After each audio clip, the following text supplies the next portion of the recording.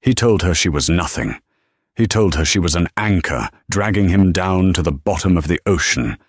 He laughed in her face while she cried in a crowded restaurant, leaving her with nothing but a broken lease and a shattered heart. Derek thought he had won. He thought status was a Rolex and a leased BMW. But he forgot one thing. True power doesn't need to shout. Sometimes it whispers, right before a $65 million Gulfstream G700 screams overhead to pick you up. This is the story of how the girl he mocked became the woman he couldn't afford. The appetizers had gone cold. That was the first sign. Mia Collins stared at the plate of calamari, the grease congealing into unappetizing white pools, mirroring the knot tightening in her stomach. Across the table, Derek was texting. He was always texting. The blue light of the screen illuminated his jawline, sharp, manicured, the jawline of a man who spent more time looking in the mirror than looking at the person sitting across from him. "Derek," Mia whispered, her voice cracking slightly. He didn't look up. His thumb swiped rapidly. "One sec, Mia. Big deal. Huge. You wouldn't understand the logistics." "We need to talk about the rent," she pressed, her hands trembling beneath the table. "My hours at the gallery got cut again. I know I promised to cover the utility bill this month, but if you could just cover the Wi-Fi and the water, I promise I'll pick up extra shifts at the coffee shop next week and—" Derek finally put the phone down. He didn't slam it. He placed it face down with a deliberate, terrifying calmness. He picked up his wine glass, a Pinot Noir he had spent 10 minutes lecturing the waiter about, and swirled it. "Mia," he said, his tone bored. "Stop. I'm just saying, it's temporary. I'm painting again, and I have a feeling that—" "Stop," he repeated, louder this time. A couple at the next table glanced over. Derek smiled at them, a charming, plastic smile, before turning his icy gaze back to Mia. "There is no we regarding the rent, because there is no we anymore." The air left the room, the clatter of silverware, the low hum of jazz, the laughter from the bar. It all silenced into a ringing white noise in Mia's ears. "What?" "I'm ending it," Derek said, taking a sip of wine. He looked at her as if he were firing an underperforming intern. "Look, let's be real. I'm ascending. I just closed the Peterson account. I'm looking at vice president within 2 years. I need a partner who reflects that trajectory." Mia felt tears pricking her eyes. She fought them back. She wouldn't give him the satisfaction. "Reflects your trajectory?" "Derek, I've been with you since you were sleeping on a futon in Queens. I paid for your suit for your first interview." Derek laughed. It was a cruel, barking sound. "And that was sweet, really. You were a great starter girlfriend. But look at you, Mia. Look at this." He gestured vaguely at her outfit, a thrifted cardigan and jeans that had seen better days. "You're stagnant. You're happy being a starving artist. You have no ambition. You're an anchor, and I'm a rocket. You're too heavy." "I'm struggling, Derek. There's a difference." "To the world, there isn't," he sneered. "I need someone who walks into a room and commands attention. Someone with pedigree. Someone who knows the difference between a Gulfstream and a Cessna without having to Google it. You? You're just plain. You're background noise." He signaled the waiter for the check. "I'm not paying for your dinner," Derek added casually, pulling out his sleek black credit card. "Consider it a severance package that I'm paying for my own wine. You should probably move out by Friday. Tiffany is moving in on Sunday." The name landed like a physical blow. "Tiffany? The intern?" "She's not an intern anymore. She's in marketing. Her father owns a vineyard in Napa. She gets it." Derek stood up, buttoning his blazer. He looked down at Mia, who was now openly crying, her face buried in her hands. "Don't make a scene, Mia. It's pathetic. Just go find someone on your level. Maybe a barista or a dog walker. Someone who doesn't mind coupon clipping." He walked out. He didn't look back. He left her there, sobbing silently over cold calamari, with $40 in her bank account and nowhere to go. The waiter, a kind older man named Antonio, came over and gently placed a hand on her shoulder. "Miss, do you need water?" Mia looked up, mascara running down her cheeks. "I need a miracle," she whispered. She didn't know it then. But the miracle wasn't going to come from a prayer. It was going to come from the sheer, burning rage that ignited in her chest at that exact moment. She wiped her face with the rough linen napkin. Background noise, she thought. He thinks I'm background noise. Mia stood up. She didn't have money for the bill, but she left her last $20 bill on the table for Antonio. Was heavy. Cream-coloured cardstock was heavy. Cream-coloured cardstock, embossed with gold leaf. It sat on the glass desk of the penthouse office in London, looking out of place amidst the clutter of architectural blueprints and satellite imagery. Mia Collins picked it up. Her hands were steady now, manicured, no longer trembling. She wore a charcoal-tailored suit from Savile Row, fitted to perfection. Her hair, once frizzy and unmanageable, was now a sleek, dark silk bob. She didn't look like the girl who cried over calamari anymore. She looked like a weapon. "What's that?" a voice asked from the doorway. Liam casually walked in. Liam was her chief of staff, a brilliant, chaotic man who managed the impossible schedule of the woman the business world knew only as the architect. "High school reunion," Mia said, her voice low. 10-year. "Burn it," Liam said, dropping a stack of files on her desk. "You don't have time. You have the merger in Tokyo on Tuesday, the charity gala in Dubai on Friday, and Mr. Rothschild is still begging for 10 minutes of your time regarding the logistics of his island supply chain." Mia ran her thumb over the gold embossing. Cedar Ridge High School, class of 2018, the reunion of the decade. "It's in Arizona," she murmured. "Scottsdale. Gross. Why?" "One of the alumni made it big in tech, rented out a private estate with its own airfield. Trying to show off." Mia opened the card. Her eyes scanned the guest list included. A tacky addition, clearly meant to entice people to come by showing who else was attending. And there it was, Derek Sterling and Tiffany Moore. Mia's heart didn't skip a beat. It didn't race. Instead, it slowed down. A cold, predatory calm washed over her. She hadn't spoken to Derek in 5 years. She had blocked him on everything. But she knew where he was. He was a senior VP at a mid-tier logistics firm in Chicago. He posted incessantly on LinkedIn about hustle culture and grinding. He was doing well. He was rich, but he wasn't wealthy. Mia, on the other hand, didn't exist. Not on Google. After the breakup, Mia hadn't just painted. She had channeled her despair into a singular, obsessive focus. She had a gift Derek never understood, an intuitive understanding of complex systems. She had started fixing supply chains for small businesses anonymously online, then medium businesses. Then a fortuitous encounter on a cryptic Reddit forum led her to solve a logistics crisis for a shipping magnate in Singapore. One job led to another. She incorporated under a shell company. She became the architect. Corporations hired her to fix broken companies.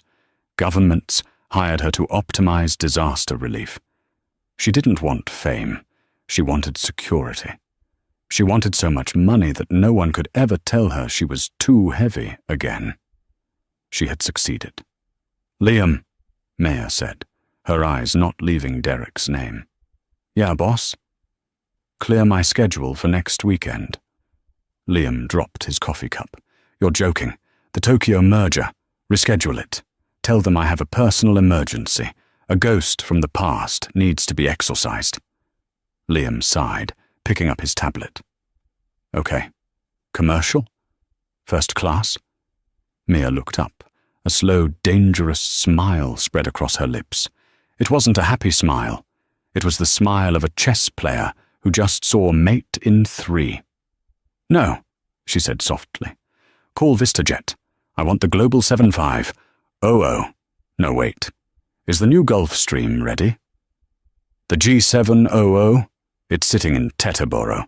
We just took delivery last week. Prep it, Mia said, and call my stylist. I need a dress. Something that says, I could buy your life and not check the price tag. And for the entry? Liam asked. Do you want security? No, Mia said, standing up and walking to the window overlooking the Thames. I want to walk in alone. I want them to see me. Just me. The jet. The jet will be the punchline. She looked at her reflection in the glass. The scared girl was gone. Derek wanted someone on his level. She whispered to the glass. I'm going to show him that I'm not on his level. I'm in the stratosphere. 2 days later, Scottsdale, Arizona. The heat in Arizona was dry, a stark contrast to London's drizzle. The reunion was being held at the Sterling Vance estate. No relation to Derek, much to his likely annoyance. A sprawling compound surrounded by red rocks and cacti, featuring a massive outdoor pavilion, a pool the size of a lake, and, crucially, a private airstrip running parallel to the event grounds. Mia didn't fly the jet in directly. Not yet. That was for the finale. She took a black town car from the commercial airport, dressed in a disguise of simplicity. She wore a simple black cocktail dress, vintage Chanel, understated but priceless to a trained eye, and minimal jewelry. She wanted to blend in at first. She wanted to hear what they said when they thought she was nothing. She walked into the venue. The sun was setting, casting long, dramatic shadows across the desert. A live band was playing covers of top 40 hits from 10 years ago. Waiters circulated with champagne. And there he was. Derek hadn't aged well. He was still handsome, but he looked puffy.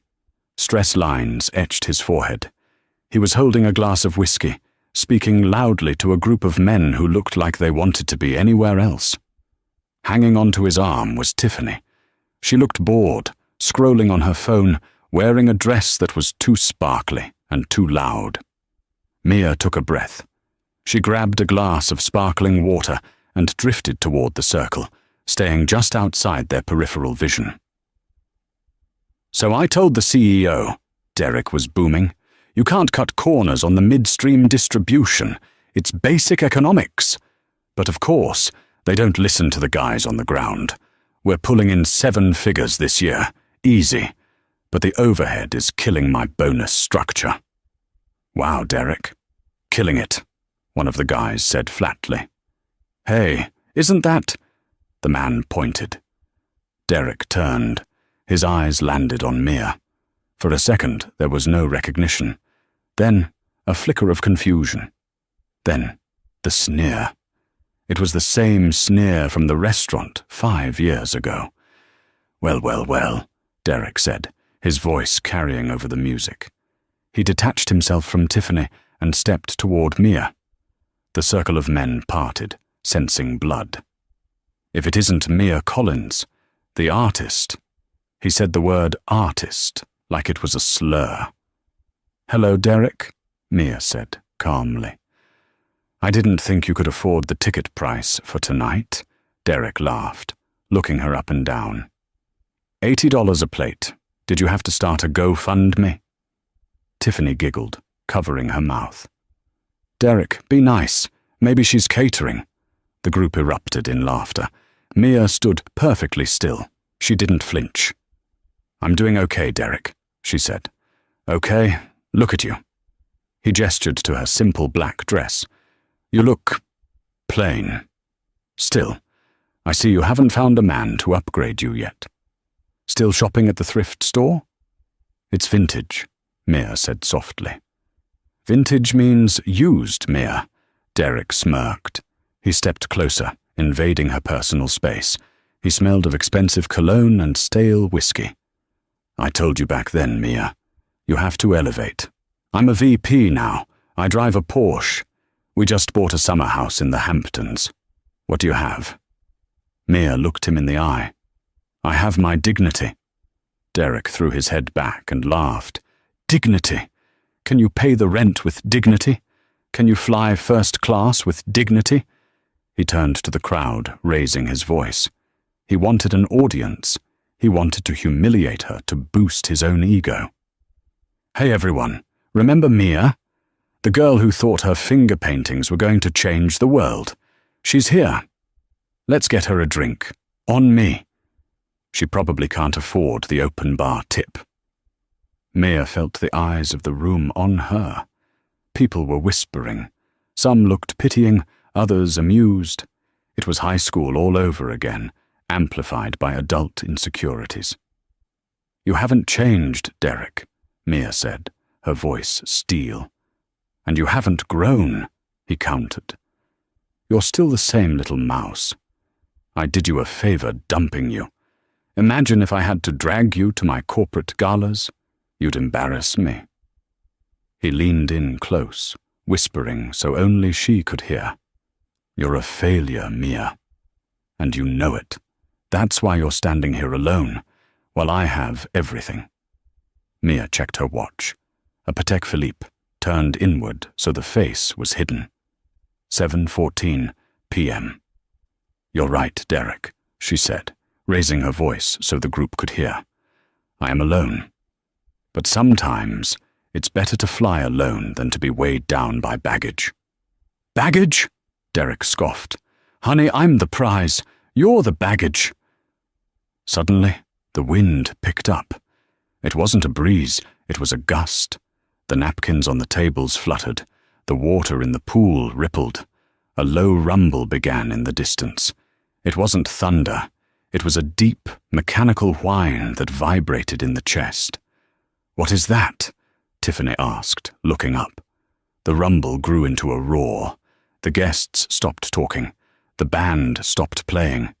Everyone looked toward the dark outline of the mountains.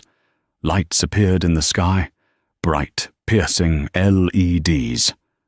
Not a small Cessna, not a helicopter. Something massive was on approach. The roar became deafening. It was a physical weight, pressing down on the chest of every guest at the Sterling Vance estate. Is that a crash landing?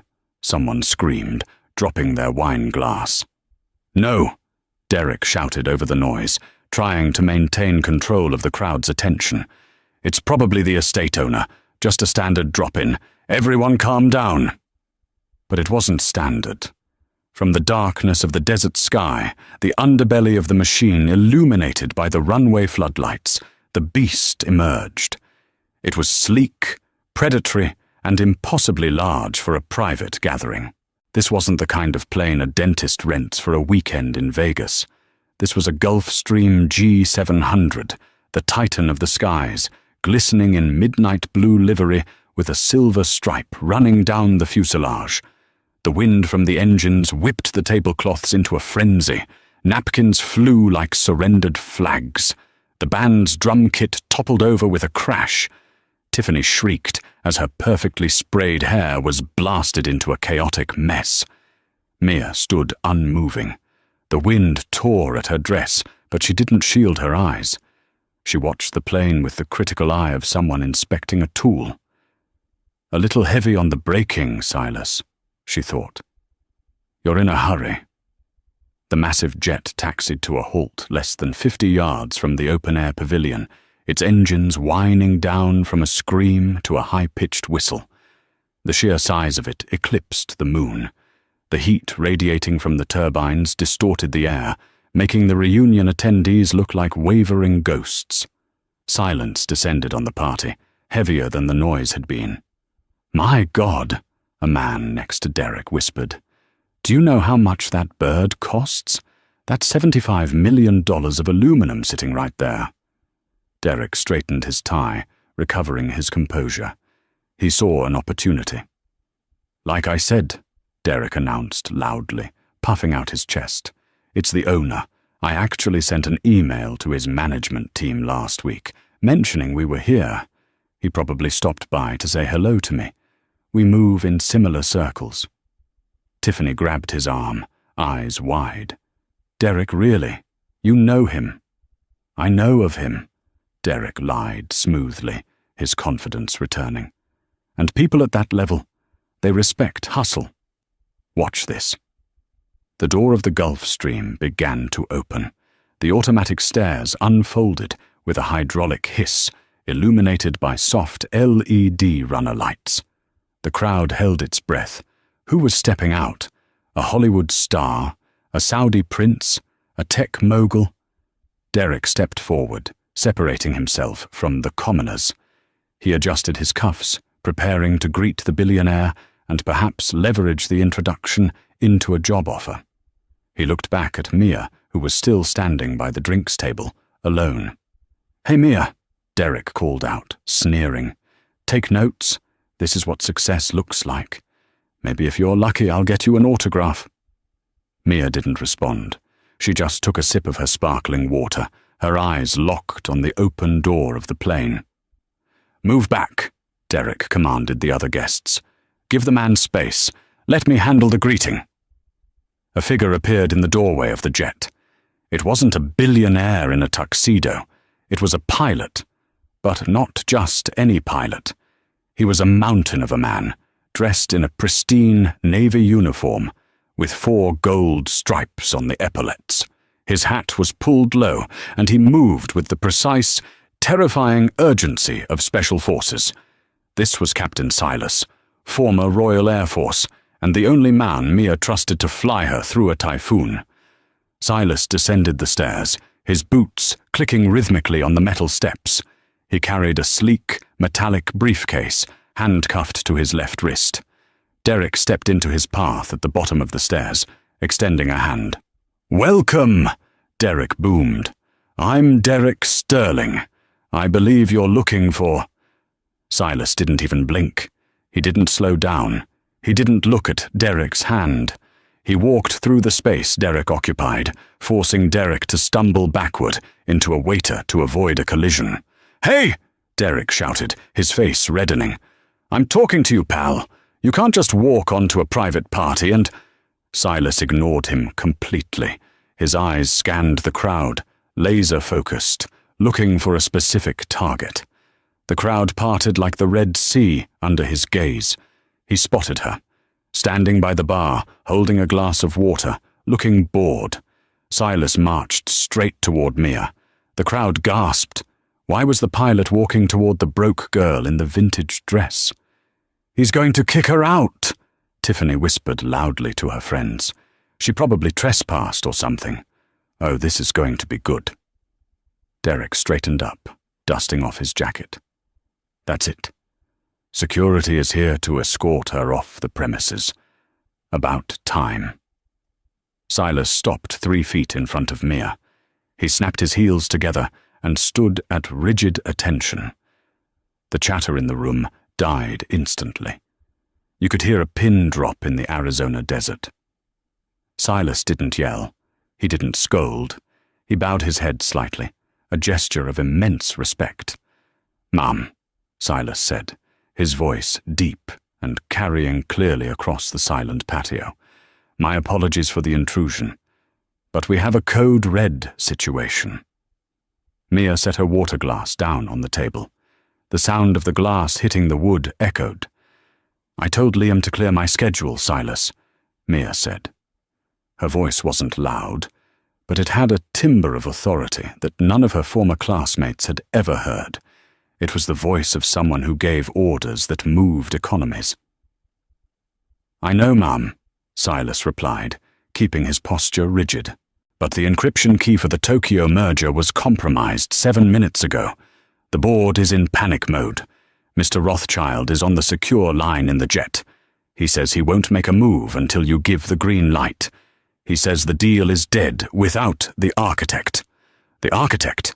The name rippled through the crowd. Most didn't know what it meant, but they felt the weight of it. Derek laughed. It was a nervous, confused sound. He walked over, flanked by Tiffany. "Whoa, whoa, whoa, whoa," Derek interjected, stepping between Silas and Mia. "Okay, very funny. Is this a prank? Did you hire a stripper cop, Mia? Code Red? The architect? Give me a break." He turned to Silas, poking the pilot in the chest with his finger. "Listen, buddy, I don't know how much she paid you for this little skit, but the joke is over. This is a class reunion, not a theater production.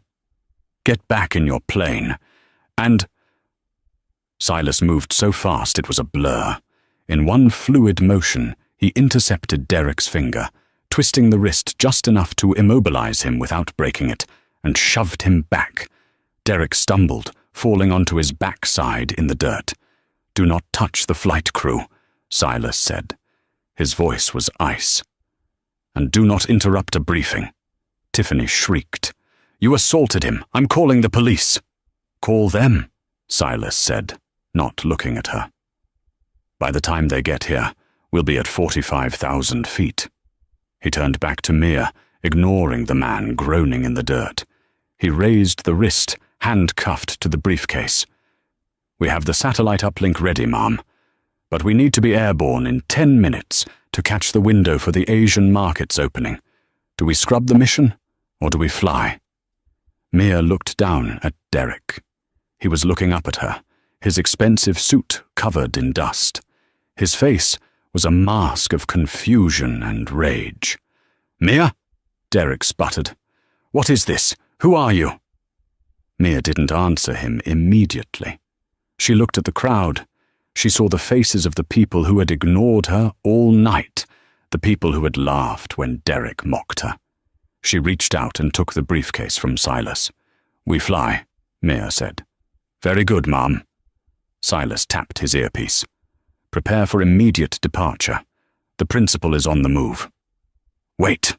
Derek scrambled to his feet. His brain was trying to process the impossible. The jet, the pilot, the deference, it didn't make sense. Mia was the girl who cried over rent money. "Mia, stop! You can't just leave. You don't have money for this. Who are you sleeping with? Is it the owner? Is that it?" Mia stopped. She turned slowly. The rotors of the jet began to spin up, the whine increasing in pitch. "You still don't get it, do you, Derek?" Mia asked, her voice calm amidst the rising noise. "Get what? That you're a gold digger?" "I'm not sleeping with the owner, Derek," Mia said, a small, sad smile playing on her lips. She gestured to the massive blue tail of the Gulf Stream. There, painted in silver script near the tail number, were 2 small letters that no one had noticed in the dark until the strobe lights hit them. MC. Mia Collins. "I am the owner," Mia said. The silence that followed was louder than the jet engine. Derek's mouth fell open. He looked from the plane to Mia, then back to the plane. No, that's impossible. You paint bad watercolors. You work at a gallery." "I did," Mia said, 5 years ago. "But you were right about one thing, Derek. You told me I needed to ascend. You told me I was an anchor." She took a step closer to him. The wind from the engines whipped her hair back, making her look like a warrior queen. "I cut the rope," she said, "and I didn't just float. I soared.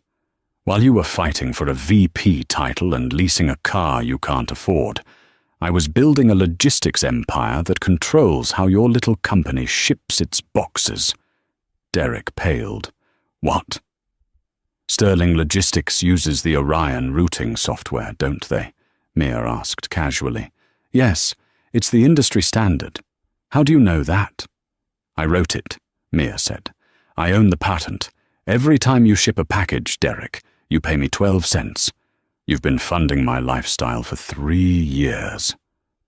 The color drained from Derek's face completely. He looked like he was going to be sick. "No," he whispered. That's lie." "Check the licensing agreement on Monday," Mia said coldly. "Look for the holding company. MC Holdings. Connect the dots." She turned back to Silas. "Let's go. I have a merger to save." "Wait!" Tiffany yelled, stepping forward. She looked desperate. "Mia, wait! We were just joking. About the dress. It's beautiful, totally chic. Listen, Derek's company is looking for a new logistics partner.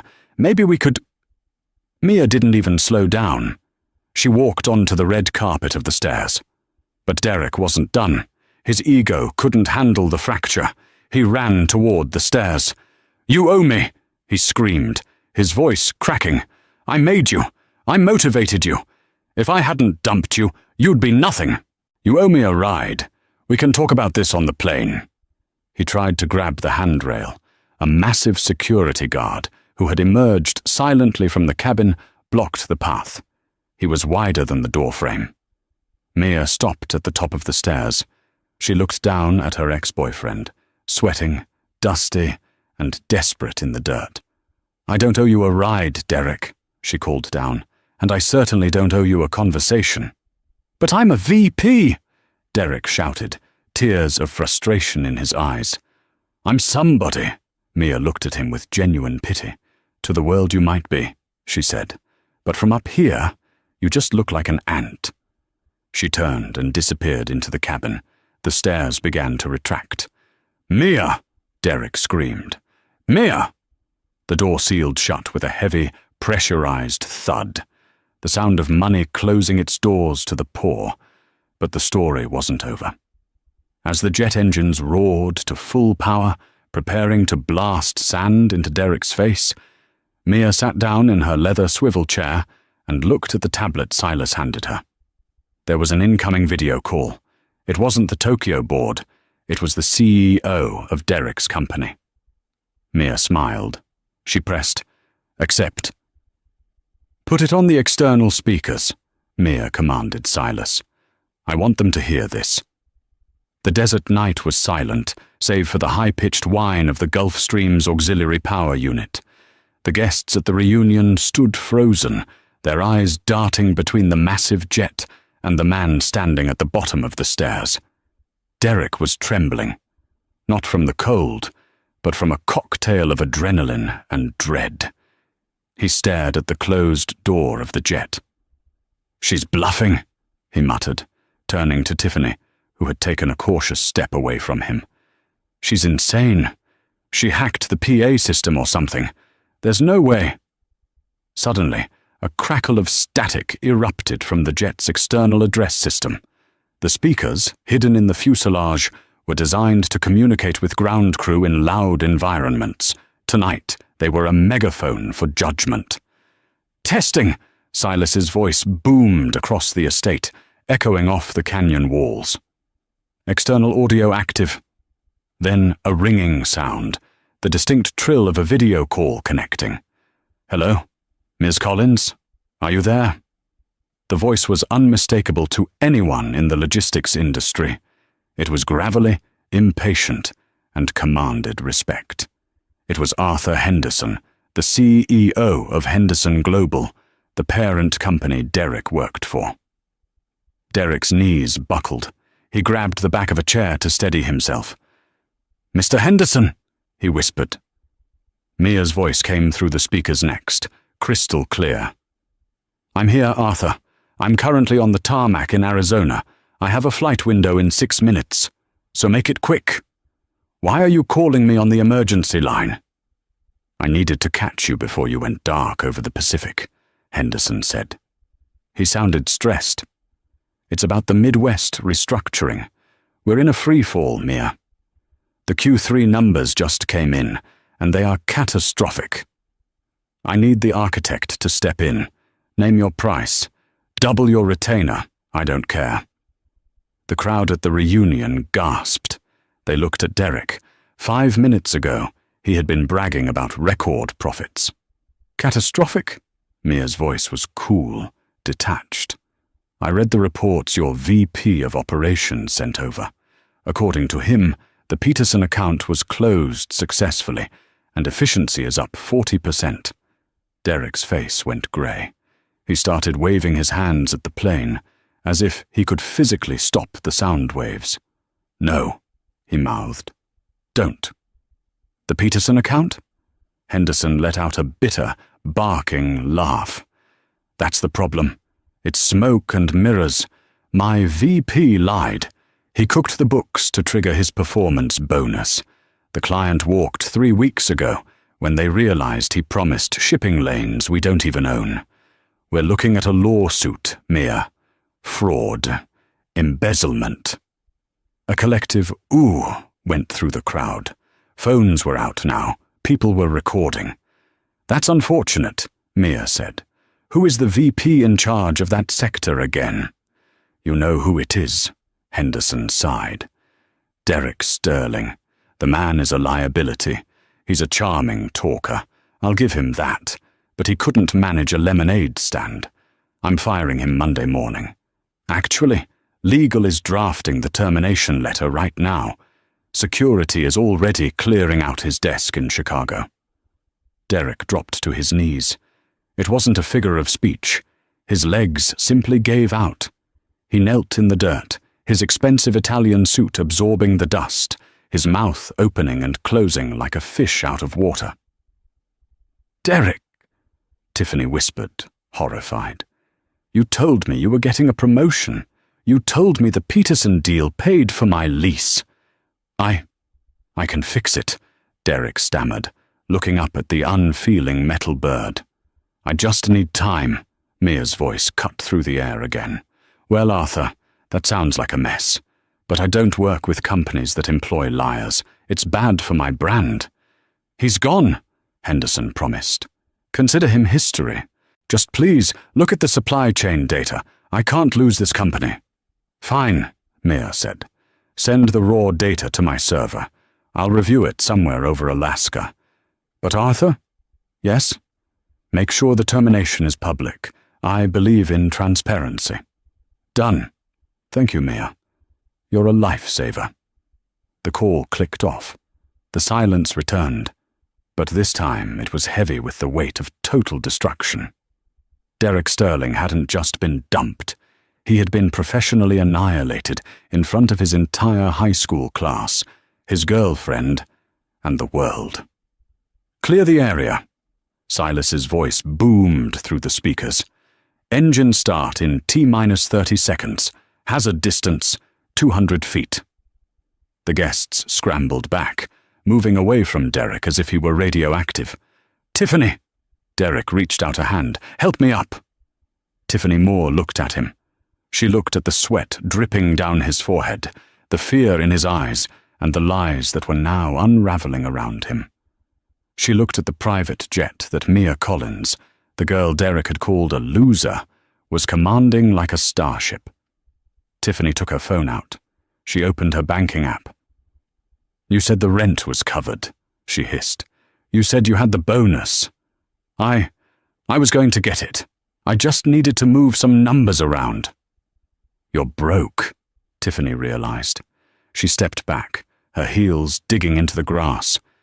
"And you're fired, and you're nothing." "Tiffany, don't be like this." "I'm not being like anything," she spat. "I'm just doing what you taught me. I'm upgrading." She turned and walked away, disappearing into the crowd of onlookers who were already uploading the videos to TikTok. Derek was left alone in the center of the makeshift runway, a man dismantled by the very ambition he used to weaponize against others. The engines of the Gulfstream G700 ignited with a bone-shaking roar. Derek covered his head with his arms as the jet blast hit him. It was hot, smelling of kerosene and power. He was battered by a storm of dust, napkins, and dead leaves. He coughed, choking on the exhaust of the woman he had underestimated. The massive plane began to move. It didn't lurch, it glided.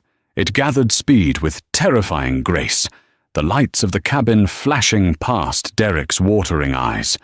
He saw a silhouette in one of the windows. Mia. She wasn't looking at him. She was looking at her tablet. She had already moved on. The jet lifted off the runway, the nose pitching up aggressively. It soared over the Sterling Vance estate, banking sharply to the west, climbing toward the stars. Within seconds, it was nothing but a blinking red light in the vast Arizona sky, leaving Derek in the dark. Inside the cabin, the atmosphere was serene. The G700 was a sanctuary of cream leather and walnut wood. The roar of the engines was dampened to a gentle hum. Mia sat in the master executive seat.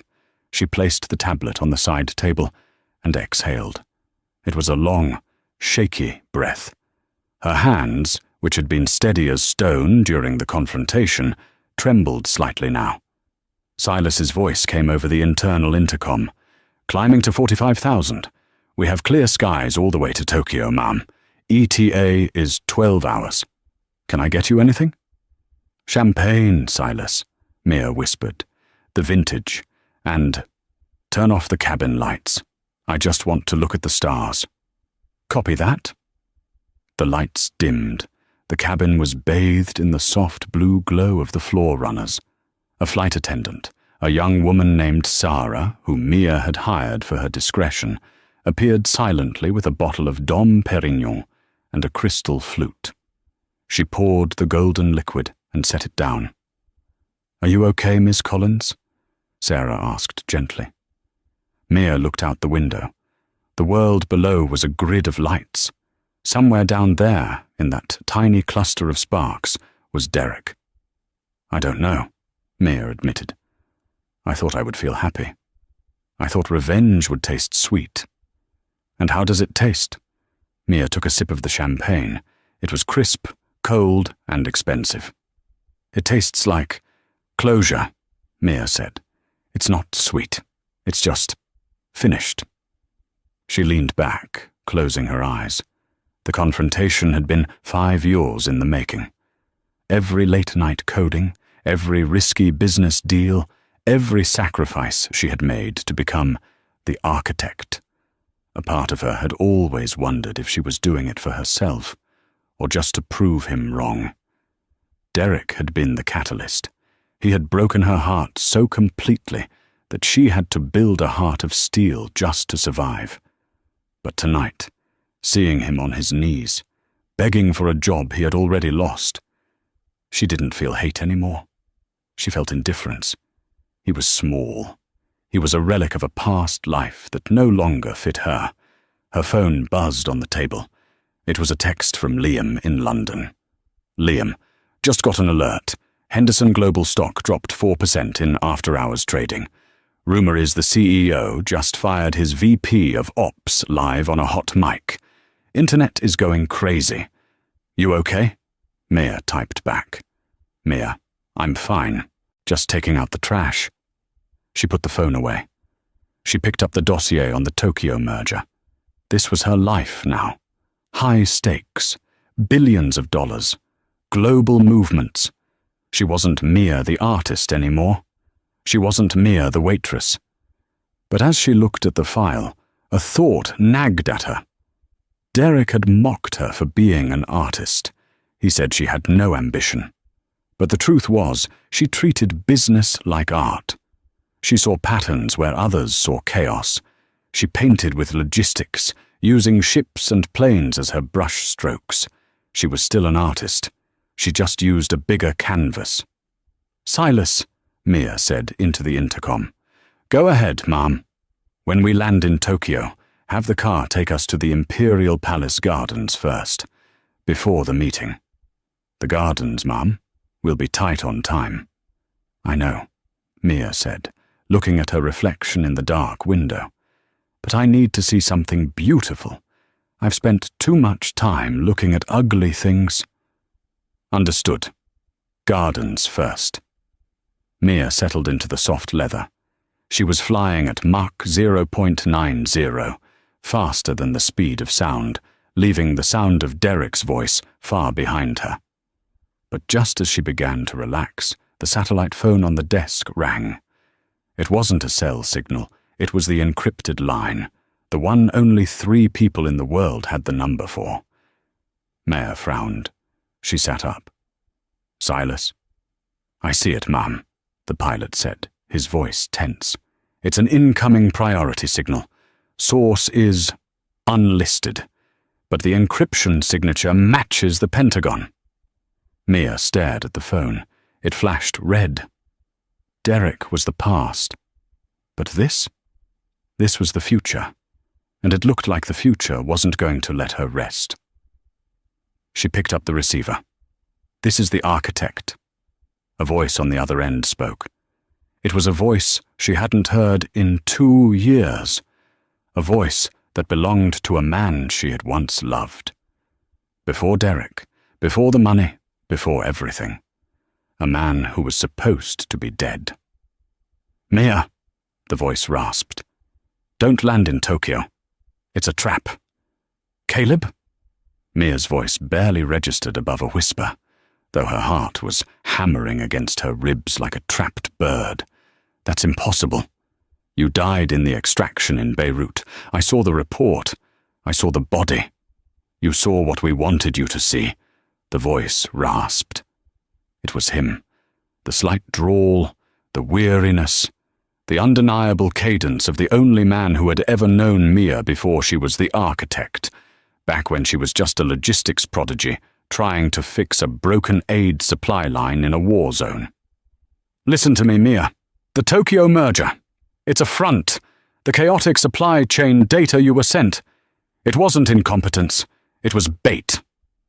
Mia's hand tightened on the phone. "Bait for who?" "For you," Caleb said. "The syndicate knows you're the only one who can untangle the algorithm. Once you land and input your key into their server, they don't need you anymore. The contract on your head is already signed. The hit team is waiting at Haneda Airport." Mia closed her eyes. The adrenaline from the reunion, the petty victory over Derek, the satisfaction of crushing Tiffany's ego, evaporated instantly. That was child's play. That was high school drama. This was the world she lived in now, a world of shadows, encryption keys, and ghosts who came back from the dead. She looked at the champagne flute sitting on the table. The bubbles were still rising, oblivious to the fact that the woman drinking them was being hunted. "Silas," Mia said, her voice snapping back to the cold, hard steel of a commander. "Ma'am?" The pilot's voice came through instantly. "Change of flight plan. Abort Tokyo. Immediately." There was a pause, a heavy silence from the cockpit. Silas knew the cost of aborting a flight plan mid-route. It flagged them on every radar from Beijing to Anchorage. "New destination?" Silas asked, his tone betraying no fear, only readiness. Mia looked at the digital map on the bulkhead. They were over the Pacific, a tiny dot in a vast expanse of blue darkness. "Geneva," Mia said. "The vault." "That's a 12-hour detour, Ma'am. We'll need to refuel mid-air or land in a non-extradition zone. Make it happen, Silas, and go dark. Kill the transponder. I don't want anyone tracking this bird until we're wheels down in Switzerland." "Copy. Going dark. Hold on, it's going to get bumpy." The Gulf Stream banked hard to the left, the G-forces pressing Mia into the soft leather. She didn't flinch. She brought the phone back to her ear. "I'm diverting," she told Caleb. "But if you're lying to me, if this is another game—" "I'm not playing games, Mia," Caleb said softly. "I've been watching you. I saw what you did back there in Arizona, with the ex-boyfriend." Mia let out a short, dry laugh. "You saw that?" "Satellite feed," Caleb admitted. "You were ruthless. I liked it. You're not the same girl I met in that coffee shop in Vienna." "I had to kill her," Mia said, looking at her reflection in the dark window. "She was too soft. She let people walk all over her." "And now?" "Now I walk over countries," Mia said. "Where are you, Caleb?" "I'll meet you in Geneva," Safe House Bravo. Don't bring the security team. Just you." The line went dead. Mia slowly lowered the phone. She sat in the dim blue light of the cabin, listening to the hum of the engines as they pushed the aircraft to its mechanical limit. She thought about Derek. Right now, Derek was probably still standing in the dirt of that Arizona estate, or maybe sitting in his leased BMW, crying into the steering wheel. He was worrying about his credit score. He was worrying about what his neighbors would think. He was worrying about a job that paid him a salary she now made in 4 minutes of interest. He had called her an anchor. He was right. She had been an anchor. But he didn't understand what anchors did. They didn't just drag you down, they held you steady in a storm. And when you cut them loose, you drifted. You got lost. Derek was drifting now, lost in a sea of mediocrity he would never escape. But Mia, she wasn't an anchor anymore. She wasn't a rocket, either. She was the gravity. She was the force that moved things, unseen, powerful, and terrifying. She picked up the champagne again. She took a sip. "Sarah," she called out to the flight attendant. Sarah appeared from the galley, looking slightly shaken by the sudden maneuver. "Yes, Miss Collins." "Get me my laptop," Mia said, her eyes gleaming with a new, dangerous light. "And get Henderson on the line again." "Mr. Henderson? But it's 3 a.m. in Chicago." "I don't care what time it is," Mia said, opening the laptop as Sarah handed it to her. "He wanted the architect to fix his supply chain? I'm going to fix it. But my price just went up." She began to type, her fingers flying across the keyboard. Code cascaded down the screen. Complex logistical algorithms that would reroute thousands of ships, planes, and trucks across the globe. She wasn't just saving a company. She was weaponizing it. She was routing the supply lines away from the syndicate's territories, choking their resources without firing a single bullet. "And Sarah?" "Yes, ma'am." "Draft a press release. Send it to the Wall Street Journal, Financial Times, and Forbes." "What's the headline?" Sarah asked, pulling out her notepad. Mia stopped typing. She looked out the window at the stars, which seemed close enough to touch. Headline: Sterling Logistics files for bankruptcy. Assets to be acquired by MC Holdings. Sarah's eyes widened. "You're buying his company?" "I'm buying the carcass," Mia corrected. "I'm going to strip it for parts, keep the good employees, and turn the headquarters into a shelter for stray dogs. Derek always hated dogs." A small, genuine smile touched Mia's lips for the first time that night. "And send one final email to Derek Sterling. Subject line: Severance package." What should the body of the email say? Mia thought for a moment. She remembered the cold calamari. She remembered the way he looked at his watch while breaking her heart. She remembered the feeling of being small. "Just write this," Mia said. "You told me to find someone on my level. I looked. I couldn't find anyone. So I built a new level. Enjoy the view from the bottom." The anchor. Mia hit enter on her code. The execution command sent terabytes of data flooding into the global network. The jet roared through the night, a silver bullet chasing the dawn. Mia Collins closed her laptop. She wasn't running away from the past anymore. She was flying toward a war, and for the first time in her life, she knew she was going to win. Because the girl who cried in the restaurant was dead. Long live the architect. Mia Collins didn't just get revenge, she got a reformation. She proved that the best response to disrespect isn't an argument. It's absolute, undeniable success. Derek Sterling spent his life chasing status symbols, never realizing that true status is owning the game, not just playing it. He lost his job, his girl, and his dignity in a single night.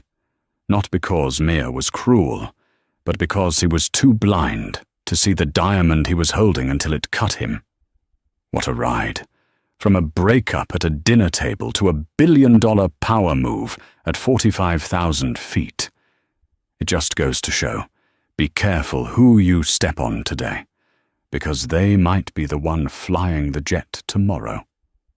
If you loved this story of karma, high-stakes drama, and sweet revenge, make sure to smash that like button.